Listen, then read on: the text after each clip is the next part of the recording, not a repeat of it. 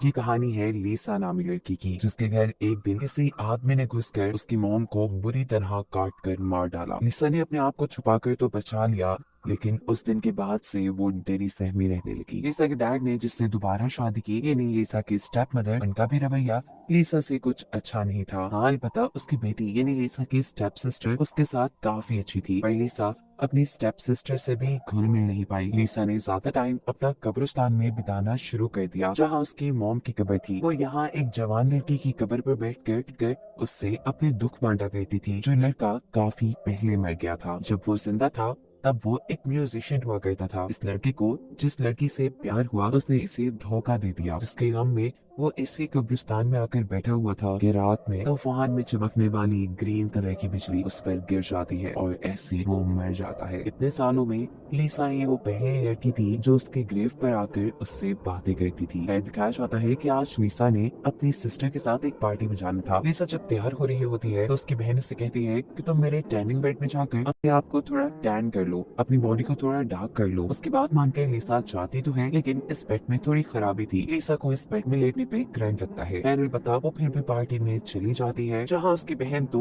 अपने फ्रेंड्स के साथ बिजी हो गई थी और लीसा यहाँ बेचारी अकेली। यहाँ एक लड़का शरारत में उसके जूस में कुछ मिला देता है और फिर उसके साथ बदतमीजी करने की कोशिश करता है। तब लीसा उसे बचकर वहाँ से भाग आती है। अपने साथ होने वाले इस वाक्य से वो बहुत ज्यादा दुखी थी। वो इस लड़के की कब्र पर बैठी हुई दुख में कहती है कि काश तुम मेरे पास होते। ये कहकर लीसा अपने घर आ चुकी थी और पीछे दिखाया जाता है कि आसमान में आज दोबारा से ग्रीन बादल छाए हुए हैं। वो अब घर आती है। उसे अभी भी इतना गुस्सा आया हुआ था कि उसने अपने घर का एक मिरर तक तोड़ दिया था, और उसके ऐसा करते साथ ही हम आसमान से ग्रीन बिजली को कब्रिस्तान में गिरते हुए देखते हैं। ये बिजली उसी लड़के की कब्र पे गिरी थी जिससे लीसा बातें किया करती थी, और अब वो लड़का जिंदा हो चुका था, जिसकी खबर अभी किसी को नहीं है। फिर दिखाया जाता है कि लीसा के उठने पर उसके स्टेप मॉम ने उसे बहुत डांटा है, क्योंकि रात में उसने घर का शीशा तोड़ा है। वो उसे इस शीशे के पैसे मांगती है। हालांकि लीसा तो कोई जॉब भी नहीं करती, उसके डैड भी उसका कोई साथ नहीं देते, और ऐसे लीसा को नुकसान भरने के लिए एक पार्ट टाइम जॉब करनी पड़ती है। जब वो घर आई तो उसने देखा कि सब लोग खाना खा चुके थे और वो लोग मूवी देखने जा रहे थे। लीसा की बहन उसे भी साथ चलने को कहती है, लेकिन लीसा थके होने की वजह से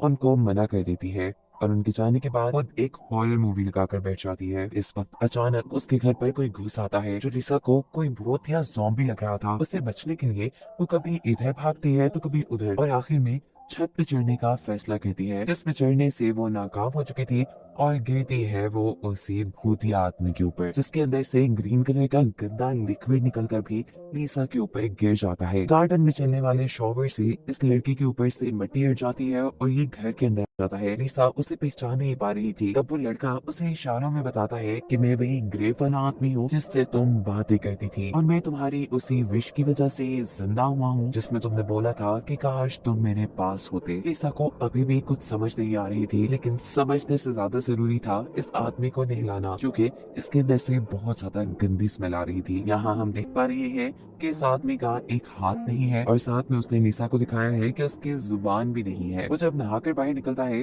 तो लीसा देखती है कि उसका एक कान भी नहीं है। वो आदमी लीसा को समझाता है कि मुझे तुम्हारी मदद की जरूरत है अपने बाकी सारे बॉडी पार्ट्स ढूंढने के लिए। इससे पहले ये लोग आगे कुछ बात कहते, लीसा की फैमिली घर वापस आ जाती है, लेकिन घर की हालत तो बहुत ज्यादा बुरी हुई भी थी। इस ज़ॉम्बी से बचने के लिए चीजें कुछ इधर उधर पड़ी थी तो कुछ टूट चुकी थी, और लीसा की स्टेप मदर का मानना था कि ये सब लीसा ने जानबूझ के किया है। वो अपने हस्बैंड से यानी लीसा के डैड से कहती है कि तुम्हारी बेटी पागल हो चुकी है और अब हम इसे पागल खाने छोड़ा। लीसा उन्हें बहुत बताने की कोशिश करती है कि सब उसके नेचर की वजह से हुआ जो उनके घर में घुस आया था, पर उसकी कोई बात नहीं सुनी जाती, और ये सारी बातें वो क्रिएचर भी कमरे में सुन रहा था।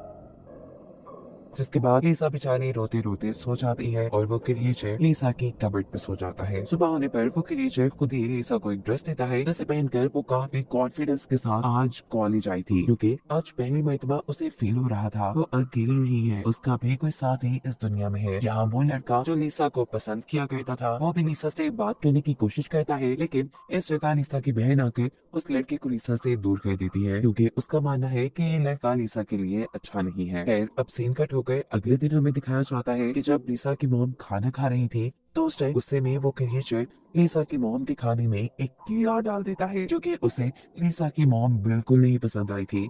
वो लीसा के ऊपर हर वक्त कोई ना कोई जुल्म करती रहती थी। इस कीड़े को देखकर औरत को लगता है कि ये सारी भी लीसा की शरारत है और अब वो ये फैसला कर लेती है कि अगर वो कोई पहला काम करेंगी तो वो लीसा को पागल खाने छोड़ कर आने का करेंगी। हालांकि उन्हें तो आज एक कॉन्फ्रेंस में जाना था, पर वो सब कैंसिल कर देती है लीसा को पागल खाने छोड़ने के लिए। वो जब लीसा को लेने के लिए उसके कमरे में आती है और उसे बुरा भला कहना शुरू करती है, तो तभी वो क्रिएचर ऊपर से कोई चीज मारते हुए इस औरत को जान से मार देता है। लीसा ये देखकर घबरा जाती है, पर उसे ज्यादा दुख नहीं हुआ क्योंकि उसे तो ये औरत पहले से ही पसंद नहीं थी। ये क्रिएचर अब इस औरत का कान भी काट चुका था। लाश पे ये लोग क्या कहते, तो इस लाश को घसीटते हुए ये क्रिएचर और लीसा उसी कब्र तक ले आते हैं जिसमें से ये क्रिएचर जिंदा होकर बाहर निकली थी। लाश ठिकाने लग चुकी थी।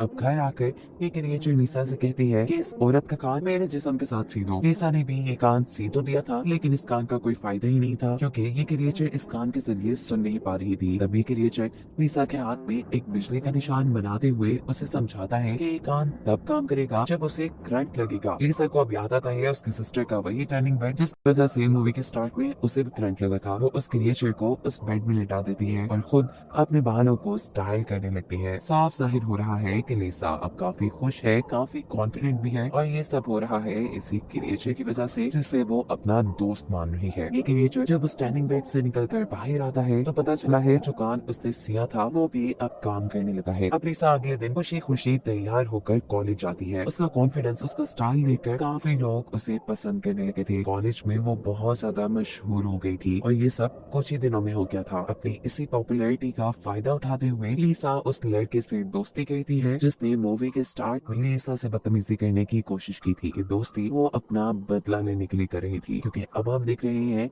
कि लीसा इस लड़के को उस कब्रिस्तान में ला चुकी है जहाँ पर पहले से ही वो क्रिएचर मौजूद है। ये क्रिएचर बड़ी ही बेदर्दी से इस लड़के का हाथ पकड़कर काट लेता है। उसने ऐसा इसलिए किया क्योंकि उसके अपने पास एक हाथ नहीं था। उसका हाथ लेने के बाद वो लड़का मर जाता है। ये लोग उसे इसी कब्रिस्तान में दफना कर घर वापस आते हैं। पहले की तरह ये लीसा इस हाथ को इस क्रिएचर के बाजू के साथ सी देती है, जिसके बाद क्रिएचर करंट लेने के लिए टर्निंग बेड में लेटती है और उसका ये हाथ भी किसी आम इंसान के हाथ की तरह काम करने लग जाता है। हाथ ठीक हो जाने के बाद ये लड़का लीसा के लिए पियानो बजाता है क्योंकि ये बात तो हम जानते ही हैं कि वो पिछली जिंदगी में एक म्यूजिशियन था। लीसा इस सब से बहुत ज्यादा खुश थी। आहिस्ता आहिस्ता ये लोग अच्छे दोस्त भी बन चुके थे और काफी करीब भी आ चुके थे। लीसा इस चीज से बहुत खुश थी, जबकि दूसरी तरफ उसके घर वाले बहुत ज्यादा परेशान थे क्योंकि उसकी मॉम का काफी उनसे कुछ पता नहीं था। पहले तो उसके डैड और उसकी बहन को लगता था कि उसकी मॉम एक कॉन्फ्रेंस में गई है, लेकिन जब काफी दिन वो वहाँ से नहीं लौटी और इन लोगों ने पता करवाया तो मालूम हुआ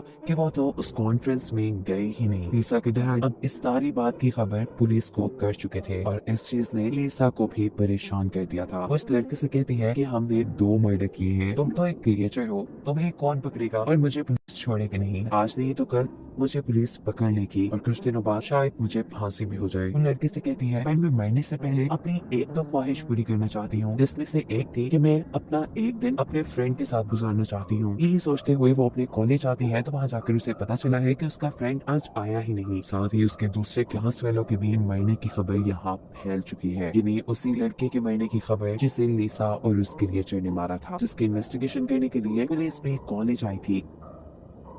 काफी सारे लोगों को शक लीसा पे था क्योंकि आखिरी पार्टी में इस लड़के ने लीसा के ड्रिंक पे कुछ मिलाया भी था और उसके साथ बदतमीजी करने की भी कोशिश की थी। इसीलिए काफी लोगों को शक था कि उसके मरने के पीछे लीसा का ही हाथ होगा, लेकिन पुलिस को इन्वेस्टिगेशन करने पर कोई सुराग नहीं मिलता और ऐसे लीसा बच जाती है। दूसरी तरफ दिखाया जा रहा है कि वो क्रिएचर भी अब घर से बाहर निकल गई है। एक आदमी को डरा कर उसने उसके कपड़े ले लिए हैं और दूसरे आदमी को डरा कर वो उसकी कार ले चुका था। वो दुनिया की अब खुली हवाओं का मजा लेना चाहता था। वो ऐसे ही सड़कों पे घूम रहा था कि उसे सड़क पर ही लीसा मिल जाती है जो अपने फ्रेंड के घर जाना चाह रही थी। एक क्रिएचर लीसा को अपनी कार में बिठाकर उसके फ्रेंड के घर ले आता है। यहाँ आने पर उसे पता चला था कि उसकी बहन भी उसके फ्रेंड के घर पे ही थी, जो देख लीसा को काफी गुस्सा आ जाता है और लीसा का बदला लेने के लिए अब ये क्रिएचर लीसा के दोस्त के ऊपर ही हमला कर देता है। वो उसके जिस्म के हिस्सों को काटते हुए उसे मार चुका था और अब वो लीसा की बहन पे भी हमला करने वाला था, लेकिन लीसा उसे रोक देती है। जिसके बाद ये क्रिएचर अपनी कार लेकर यहाँ से चला गया और लीसा अपनी बहन को लेकर अपनी फ्रेंड के घर से निकल आई। उस क्रिएचर का पीछा करते करते लीसा भी अब कब्रिस्तान में आ चुकी थी। जहाँ आते ही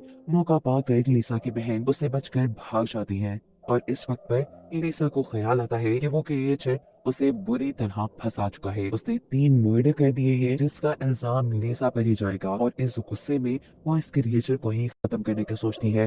वो पीछे से उस पर वार करने आ ही रही थी पर आखिर वो उसे नहीं मार पाती क्योंकि एक अकेला वो ही उसका दोस्त था। वो यहाँ इस क्रिएचर को बता देती है कि मैं तुम्हें बहुत पसंद करती हूँ, जिसके बाद ये लोग घर आ जाते हैं। लिसा यहाँ पर एक और मर्तबा इस आदमी के जिस्म के हिस्सों को सीती है और फिर से ये लोग उसे शॉक ट्रीटमेंट देते हैं, जिसके बाद अब ये क्रिएचर काफी खुश नजर आ रही थी।